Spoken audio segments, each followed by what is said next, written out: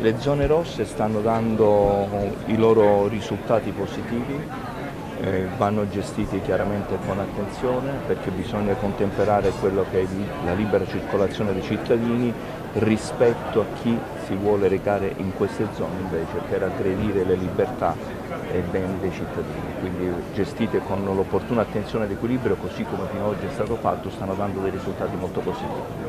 Il capo della polizia, Vittorio Pisani, a Padova per inaugurare una statua dedicata al poliziotto Arnaldo Trevisan, morto in servizio 38 anni fa, risponde sul tema delle zone rosse. Le zone ad alto impatto, controllate dalle forze dell'ordine, che in molte città, e Padova non è stata esente, hanno creato dibattito. Vanno gestite con attenzione ed equilibrio, ha spiegato Pisani, parlando proprio dalla stazione Zona Rossa di Padova. In questi giorni si discute di una nuova estensione della zona rossa anche nel quartiere Arcella, dopo una recrudescenza di furti nelle abitazioni ed episodi di violenza, un allargamento di cui si è detto favorevole il sottosegretario alla giustizia Andrea Ostellari. Noi siamo stati assolutamente d'accordo, l'abbiamo proposta come governo, l'abbiamo ampliata come governo, i territori la possono utilizzare ovviamente al bisogno, i cittadini la chiedono, dove viene istituita funziona.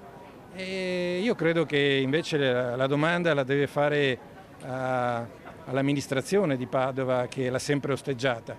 Se qualcuno deve avere paura della polizia, quel qualcuno deve essere lo spacciatore, il criminale, quello che combina guai, non certamente il cittadino che anzi apprezza la presenza della polizia.